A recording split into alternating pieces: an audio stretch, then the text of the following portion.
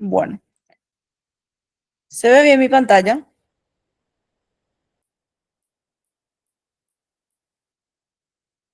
Hola, ¿se ve bien mi pantalla? ¿Me pueden decir por favor si se ve completa? Sí, doctor. Ok, muchas gracias. Bueno, hoy nos toca hablar de lo que atañe a la neurooftalmología. Cuando hablamos de neurooftalmología, hablamos de la fisiopatología, fisiología y patología de lo que es la vía óptica. La vía óptica va desde la cabeza, el nervio óptico que conocemos como papila, hasta la corteza occipital, donde se encuentra la parte central que se encarga de la visión. Y algo, un elemento, un examen, una estructura que podemos examinar fácil y rápida para determinar dinámicamente el estado de esa vía visual es la pupila. La pupila es un orificio circular que se sitúa en el medio del iris y está rodeado por dos tipos de fibras circulares. Tenemos dos tipos de fibras, mejor dicho. Tenemos las fibras circulares, que son las fibras del esfínter pupilar, que se encargan de la contracción de la pupila y lo hacen por la vía del parasimpático cuando tenemos un estímulo de luz brillante. También consta de un músculo con fibras radiales, que es el dilatador de la pupila, cuya inervación está dada por la vía parasimpática y se dilata cuando estamos en luz tenue.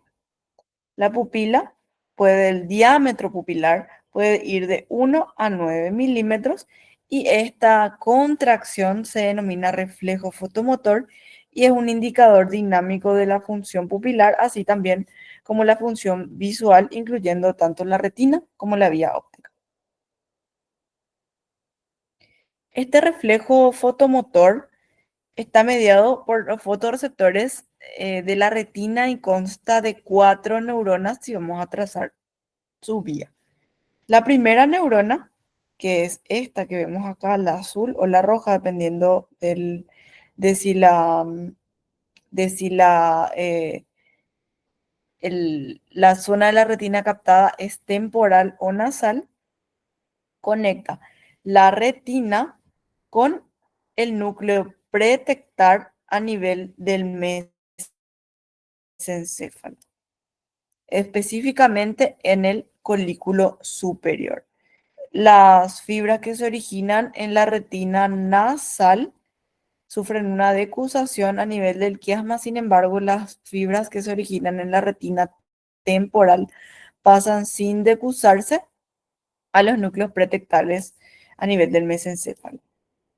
Allí hacen sinapsis con una segunda neurona, que es esta que sufre una decusación a los núcleos de Edinger-Westphal, también en el mesencéfalo, tanto del mismo lado, o sea, ipsilateral y contralateralmente, lo que determina que en el momento de estimular una de las pupilas se dé la contracción de la pupila en ambos ojos.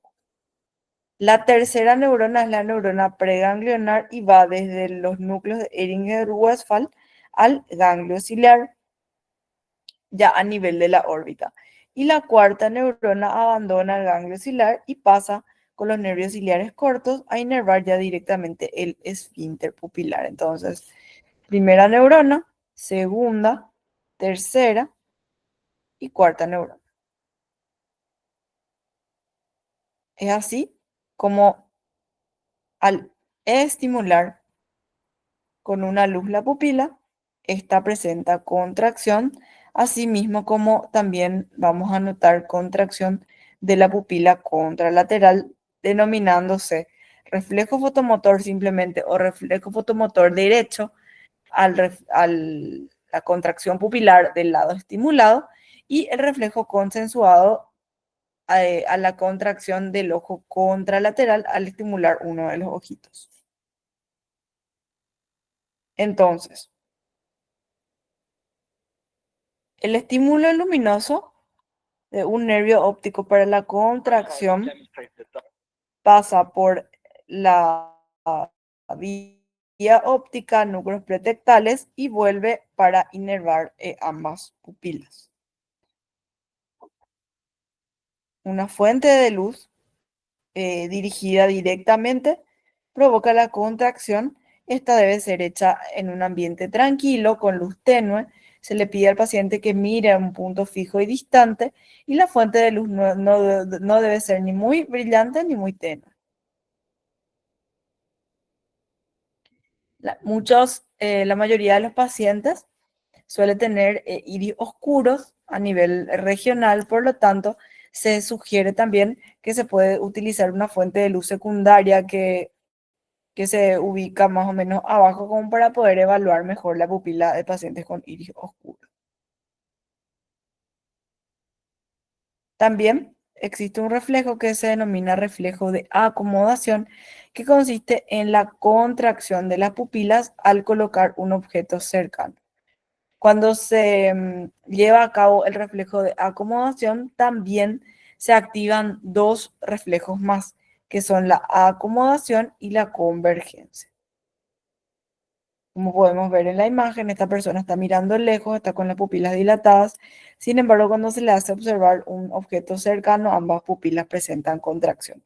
Entonces son tres los reflejos pupilares: reflejo fotomotor directo, reflejo consensuado y reflejo de acomodación. El daño de la vía o de alguna zona de la vía de la contracción pupilar puede generar anormalidades en la contracción o en los reflejos pupilares. Y es de eso lo que vamos a empezar hablando en este momento. El defecto pupilar aferente relativo es una disparidad entre el reflejo consensuado y el reflejo fotomotor que se da cuando tenemos una lesión de la vía aferente. O sea, hay una lesión en alguna parte de la vía que lleva el estímulo y vamos a tener una disociación entre el reflejo fotomotor y el reflejo consensuado. Generalmente la etiología son lesiones del nervio óptico, como una neuritis óptica, lesiones retinianas extensas, lesiones quiasmáticas o del tracto óptico. Vamos a tomar como ejemplo un defecto pupilar aferente relativo en el ojo derecho. O sea, la vía aferente, la vía que lleva el estímulo, está enferma en el ojo derecho. Entonces, al estimular el ojo sano, que es el ojo izquierdo, tenemos un reflejo fotomotor positivo y también un reflejo consensuado, o sea, una miosis pupilar del lado contralateral, o sea, un reflejo consensuado del ojo derecho positivo. Sin embargo, en el momento de estimular al ojo enfermo, no vamos a tener reflejo fotomotor ni tampoco vamos a tener la respuesta en el ojo contralateral. O sea, tenemos un reflejo fotomotor negativo en el ojo afectado con un reflejo consensuado también negativo en el ojo sano. Entonces, eso es lo que consiste el defecto pupilar aferente relativo. El ojo enfermo tiene reflejo fotomotor negativo, pero reflejo consensuado positivo, ya que el ojo contralateral se encuentra sano. Existe un test que se llama test de la iluminación alternante o swinging flashlight test, que consiste en iluminar alternadamente ambas pupilas manteniendo el estímulo alrededor de 3 a 5 segundos. Y lo que hacemos es como sensibilizar eh, el reflejo a modo de notar mejor la presencia de un defecto pupilar aferente relativo. Vemos que al pasar del ojo sano al ojo enfermo, el estímulo luminoso, la pupila es como que pasa al lado sano, se contrae, pasa al lado enfermo, se dilata un poco. De nuevo pasamos al sano, se contrae y el enfermo es como que el ojo enfermo no puede mantener la contracción pupilar. Podemos ver en este videíto. Primero, lo que va a hacer el examinador de dibujito es evaluar el reflejo fotomotor, que es positivo en ambos ojos y consensuado también en un ojo sano. Luego procede al test de la iluminación alternante, que va pasando de un ojo a otro y vemos cómo la contracción se va manteniendo a medida que pasa de un ojo a otro.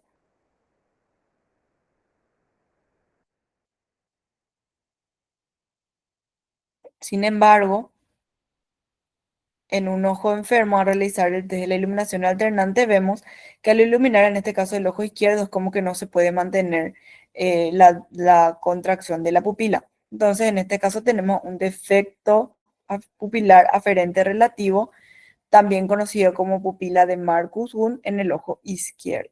O sea, hay alguna lesión en la vía aferente del lado izquierdo.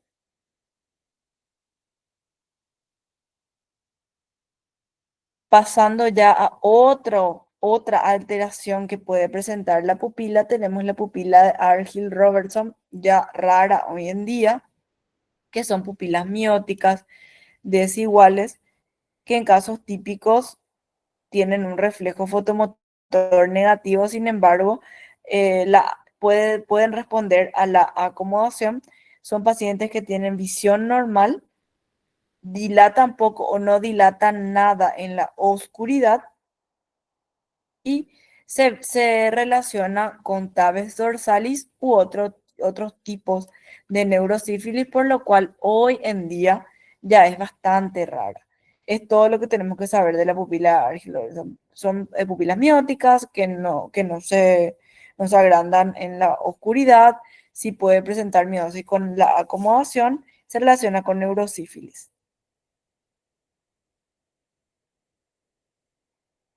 Por otro lado, la pupila de Addy es el resultado de la desnervación postganglionar del esfínter pupilar y el músculo ciliar, que puede ser secundario a una enfermedad viral, así como también se relacionó con traumas, diabetes y también puede llegar a ser idiopática.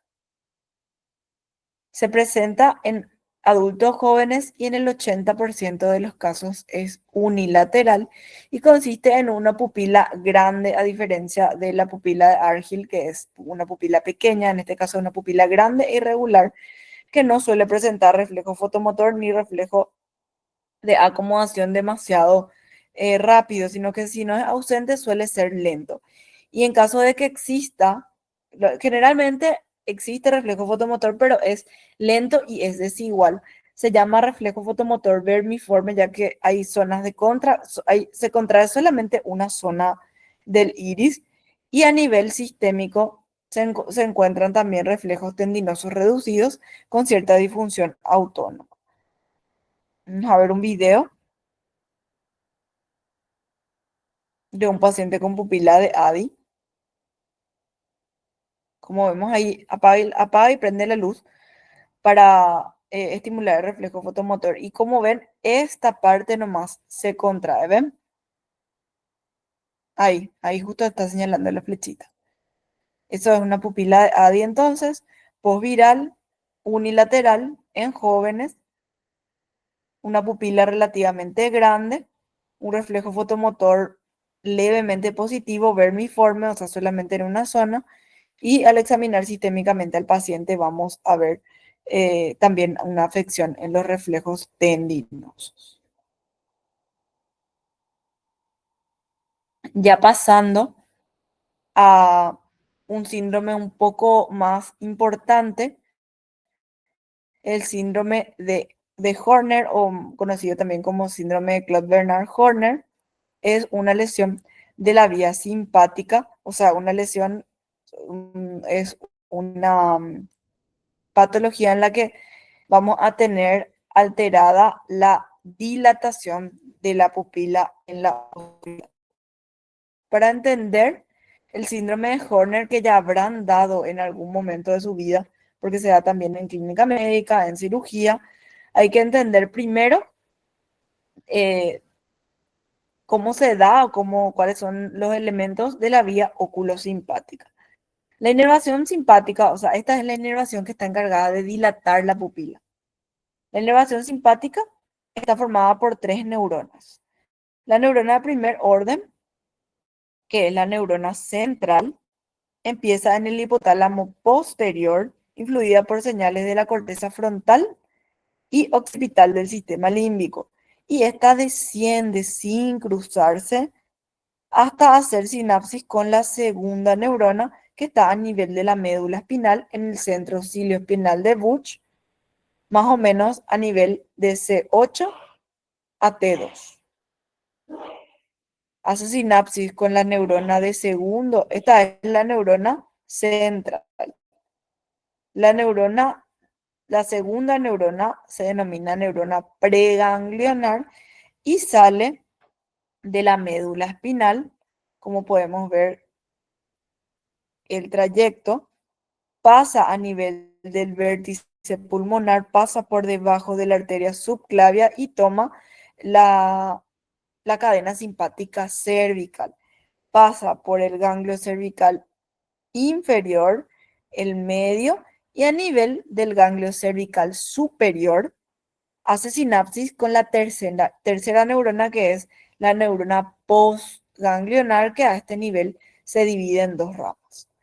Una de ellas sigue a la carótida externa y va a inervar las glándulas sudoríparas de la mitad inferior de la cara.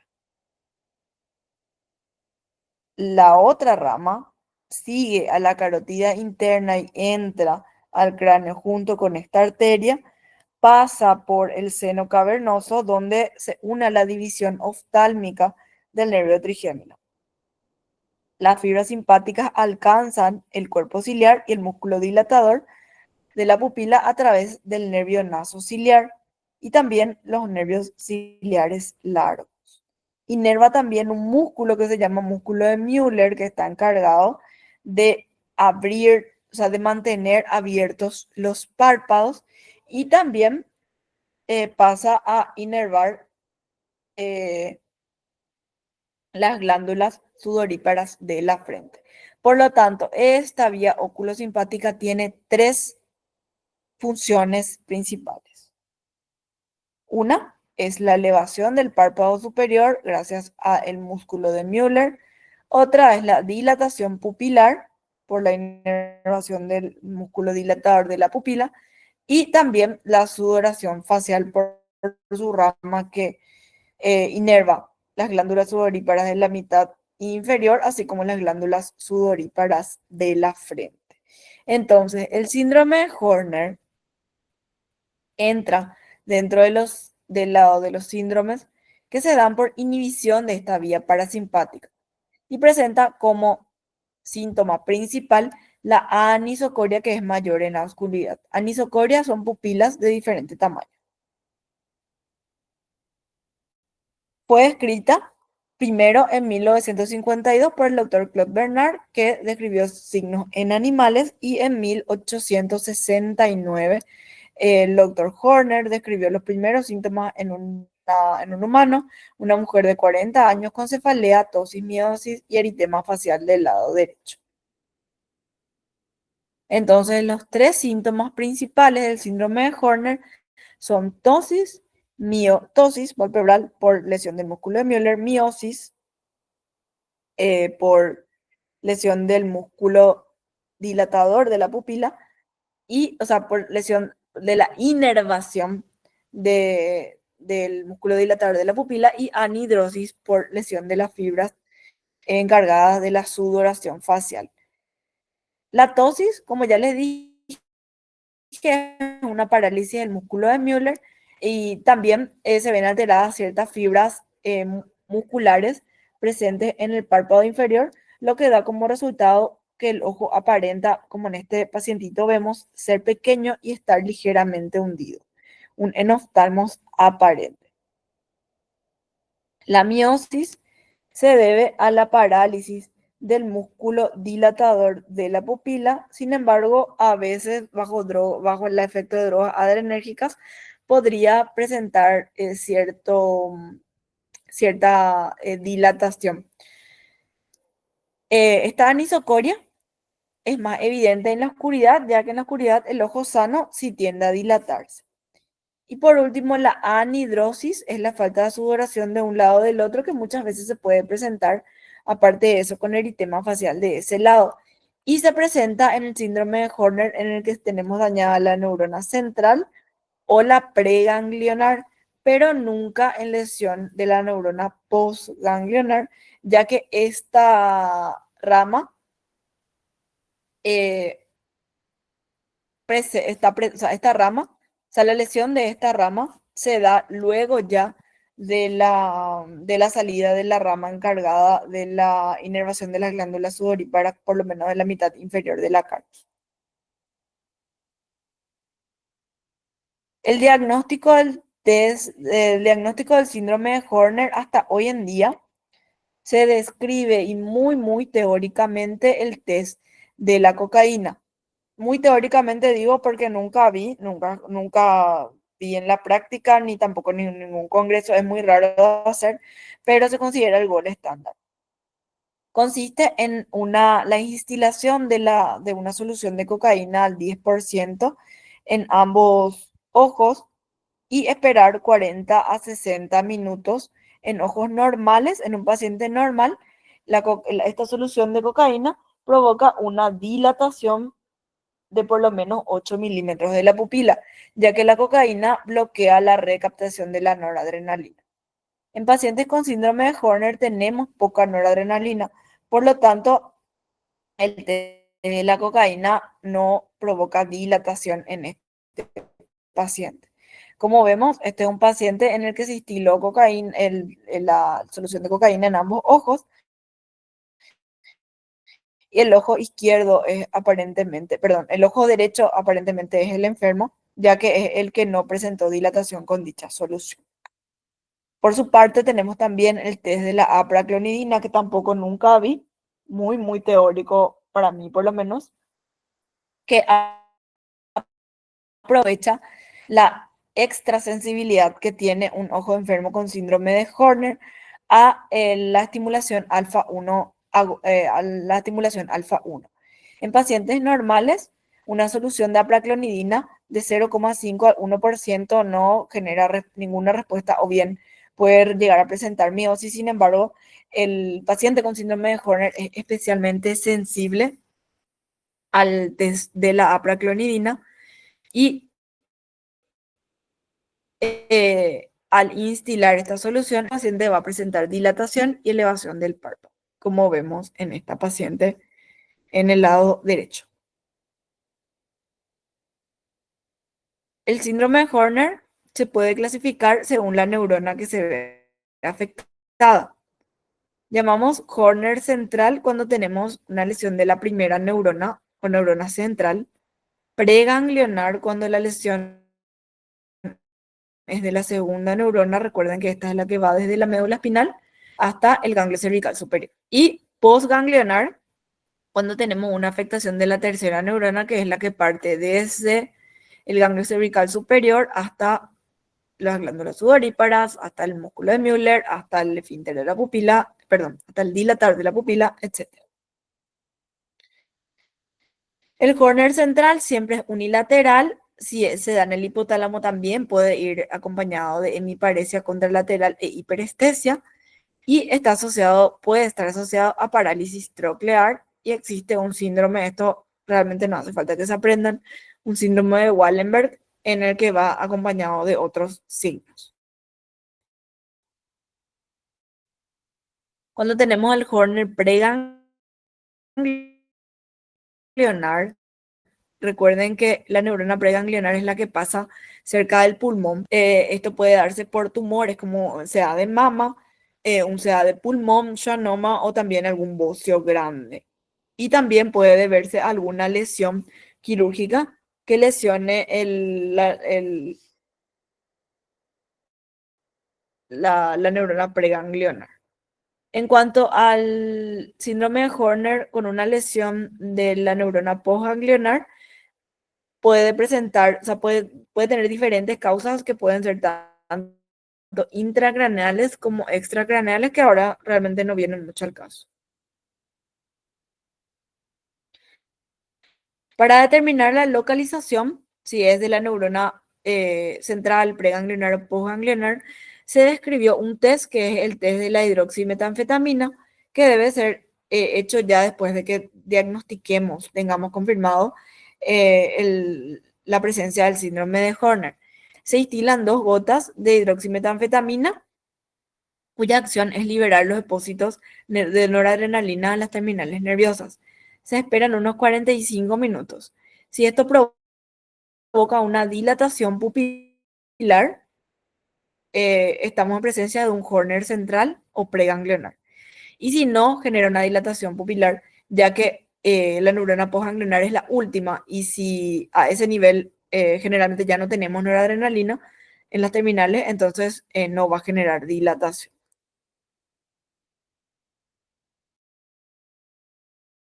Como vemos en la imagen, este es un hombre de 55 años con un tumor de pulmón, vitamina en ambos ojos. Vemos ambas pupilas dilatadas, lo que indica que es la neurona postganglionar la que está intacta. Por lo tanto, concluimos que probablemente el problema se encuentre en la neurona central o preganglionar. Si es un tumor de pulmón, inclusive podríamos sospechar más de la neurona preganglionar afectada. Bueno. ¿Alguna consulta con relación a patologías de la pupila? Ok. Bueno, ahora vamos a pasar a lo que son las patologías del nervio óptico. Y esta parte ya es corta. La neuritis óptica, llamamos neuritis óptica a cualquier enfermedad de naturaleza inflamatoria del nervio óptico, ya sea idiopática, inmunomediada, infecciosa o granulomatosa, siendo la causa más común de pérdida reversible de la visión en adultos jóvenes.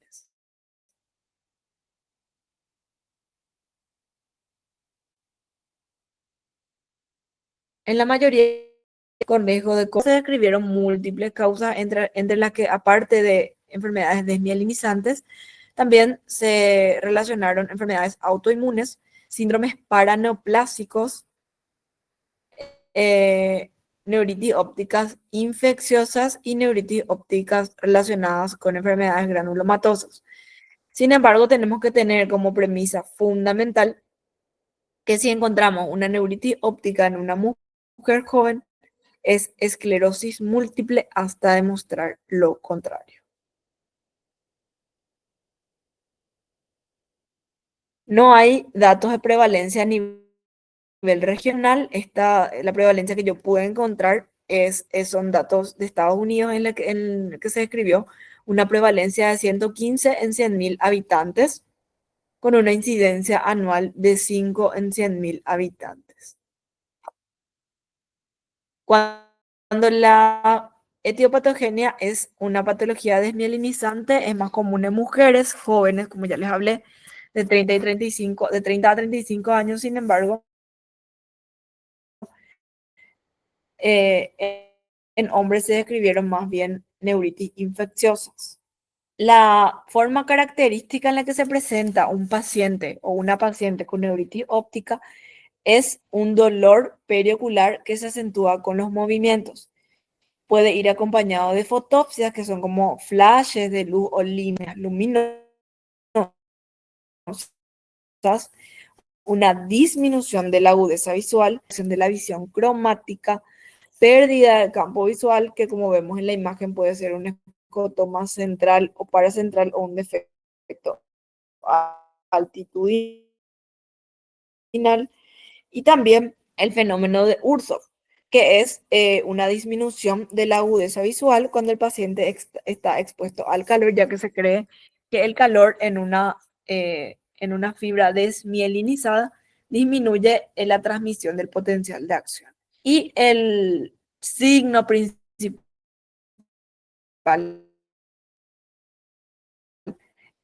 es un edema del nervio óptico del disco óptico, siendo muy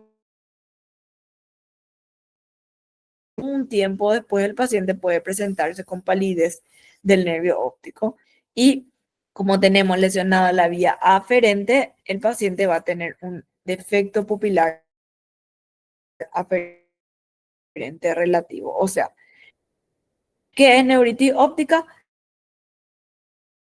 Va a ser un paciente con algún tipo de disminución de la agudeza visual y al revisar le vamos a encontrar edema del nervio óptico o edema de papila y un defecto pupilar aferente relativo. Generalmente son mujeres jóvenes y es esclerosis múltiple hasta demostrar lo contrario.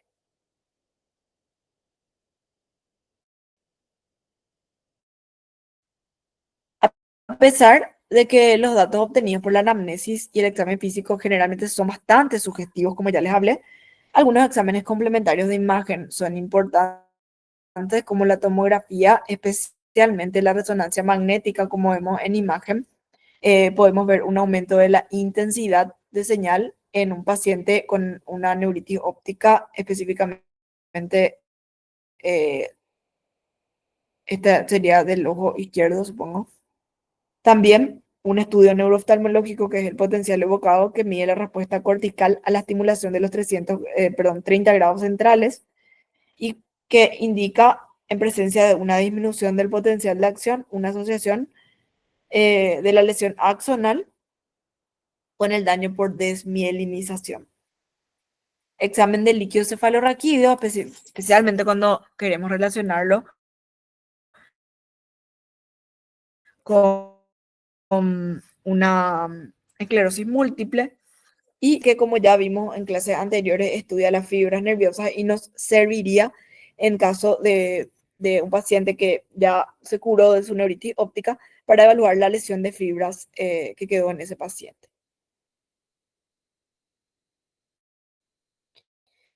El tratamiento de la neuritis óptica está indicado cuando la agudeza visual es menor a 20/40 y puede acelerar la recuperación en 2 a 3 semanas. Lo que se suelen hacer son dosis altas, más conocidas como bolos de metilprednisolona por 3 días. Generalmente se hacen en hospital día o de un régimen con prednisona oral. Y también está escrito en la literatura el uso de interferón intramuscular.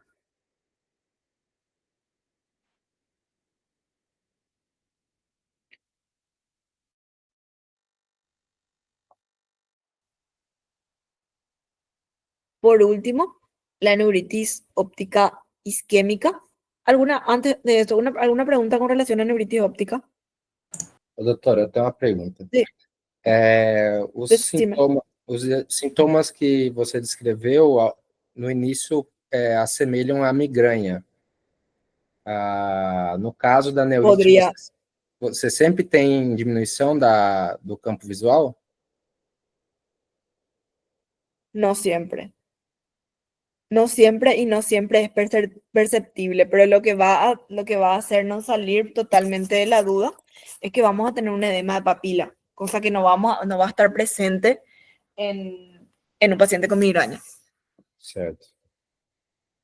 Então é interessante fazer fundo de olho. Realmente, inclusive el paciente con migraña, claro, sí o sí, o sea, no podemos diagnosticar una neuritis óptica sin tener el fondo de ojo.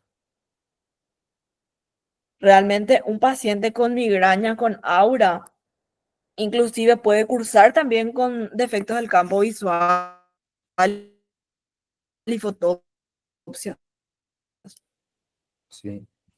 El gran síntoma diferencial que vamos a tener es el edema de papila. Signo, mejor dicho. Bueno, Graças, doutora. gracias a vos. Ahora sí, vamos a pasar a la neuropatía óptica isquémica. La neuropatía óptica isquémica es más frecuente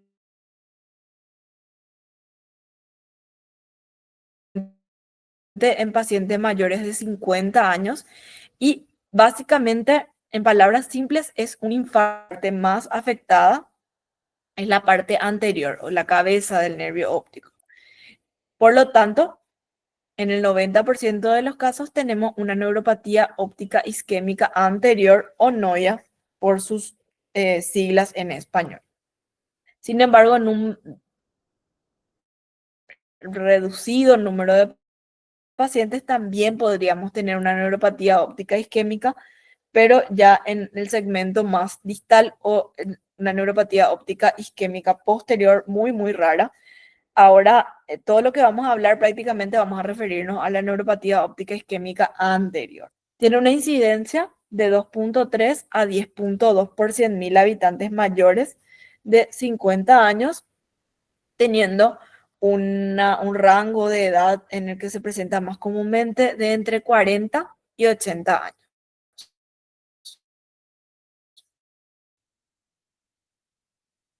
Para entender un poco por qué es que se da esta neuropatía óptica isquémica, les voy a explicar un poco cómo es que tenemos, cómo es que está irrigado el nervio óptico en sus diferentes segmentos.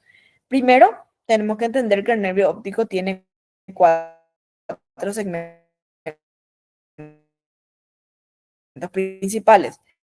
El primero es el intraocular, que pasa por la pared del ojo. Tenemos un segmento intraocular y por último un segmento intracraneal.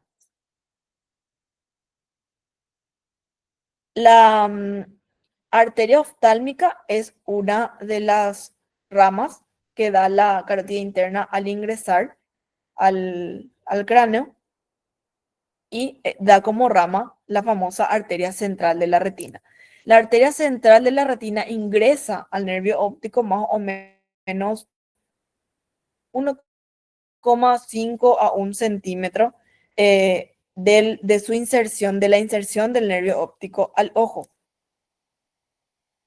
Por lo tanto, eh, por lo tanto, la irrigación de este segmento del nervio óptico se divide desde el segmento que se encuentra antes de la entrada de la arteria central y el segmento que se encuentra después de la entrada de la arteria central al espesor del nervio óptico. Entonces, recordemos, arteria carótida interna da como una de sus ramas principales a la arteria oftálmica, que da como una de sus ramas también arteria central de la retina. La arteria central de la retina ingresa al nervio óptico 1 a 1,5 centímetros por detrás del ojo.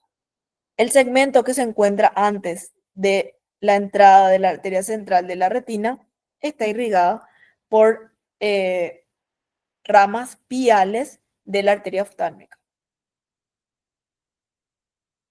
El segmento que se encuentra luego de la entrada de la arteria central de la retina está irrigada por ramas centrífugas de esta arteria.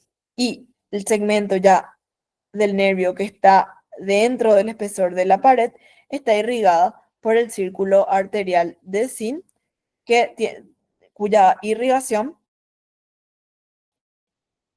está dada por las arterias ciliares posteriores, que a su vez son ramas de la arteria oftálmica. Este es el segmento del nervio que está dentro del espesor de la pared. Entonces, círculo arterial de Zinc, que tiene su irrigación por parte de las arterias ciliares posteriores. La neuropatía óptica isquémica muchas veces puede no tener una causa principal, pero se describió en pacientes con hipertensión arterial, aterosclerosis, diabetes, vasculitis, disturbios hematológicos, inclusive enfermedad oclusiva de la carótida.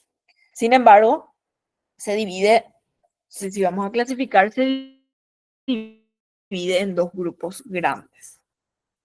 La neuritis óptica isquémica anterior arterítica, en la que está la causa principal es una arteritis de la arteria temporal o arteritis de células gigantes, que es una vasculitis de grandes vasos. Si recuerdan, en clínica médica ya habrán dado vasculitis, vasculitis de grandes vasos, eran dos tipos. Creo que era la otra era arteritis de Takayasu, si mal no recuerdo, y la otra es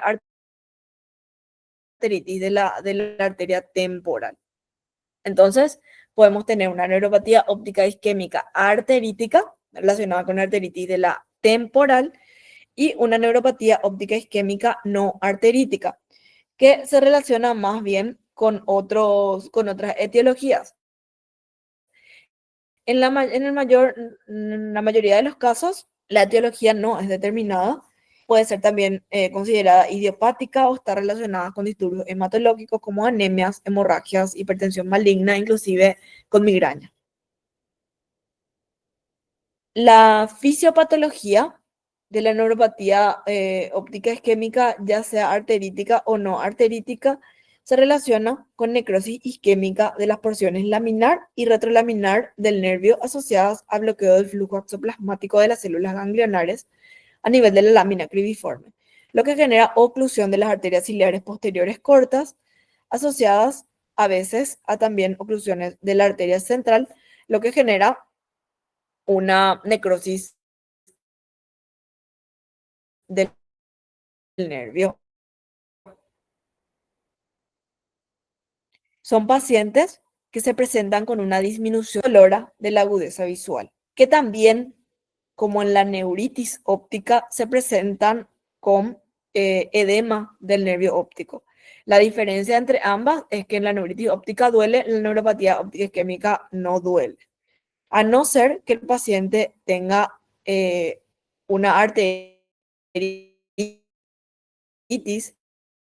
de la temporal, en la que sí va a tener dolor, o sea, va a tener síntomas de arteritis. No va a tener dolor en el ojo, va a tener dolor a nivel de la arteria temporal, que es la que se encuentra en la frente, y va a tener síntomas de arteritis aparte, va a tener dolor en el trayecto de la arteria esclerosada, la palpación. Son pacientes mujeres, pacientes mayores, y se pueden presentar con claudicación mandibular, polimialgia reumática y todo lo que viene con la arteritis de células gigantes o arteritis de la temporal. Y tienen un típico defecto del campo visual que suele ser un defecto altitudinal, o sea, no ven una mitad superior o inferior. En cuanto al diagnóstico, debemos diferenciar si es que es o no eh,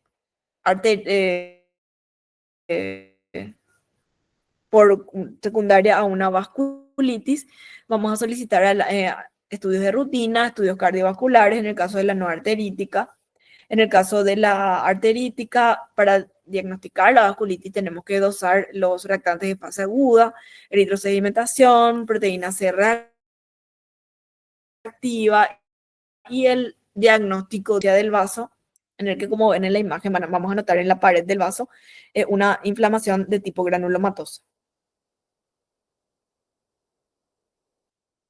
En cuanto al tratamiento, es bien conocido cuando se trata de una neuropatía óptica arterítica, ya que se sabe de que la corticoterapia tiene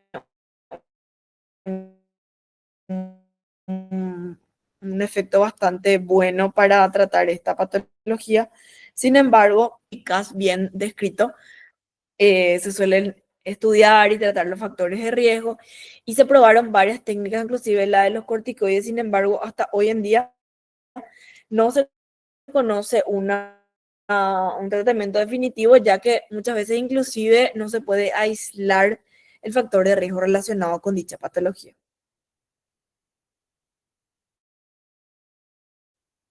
Y eso es todo. La clase de hoy bastante corta porque al ser neurooftalmología no quise extenderme mucho para que no sea muy complicado para ustedes.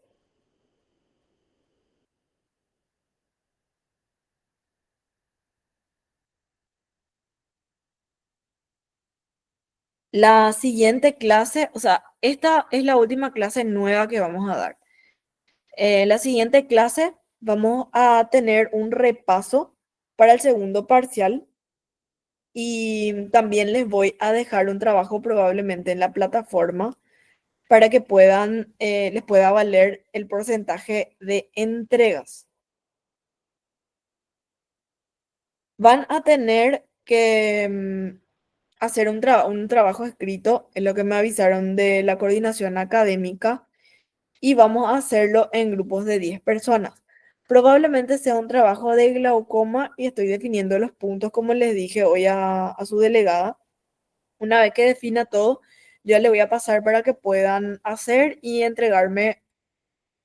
Vamos a fijar una fecha, eso no importa, pero necesitamos hacer un trabajo para que les pueda valer el 10% del proceso que necesitan y así también les ayuda con su nota final.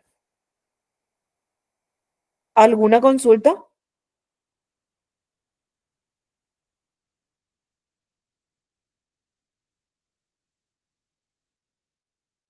Ok, bueno. Entonces, igual dejo aquí para que vayan poniendo sus nombres. Muchas gracias a ustedes. Graças a Deus. Gracias, gracias. Que tengan buenas noches.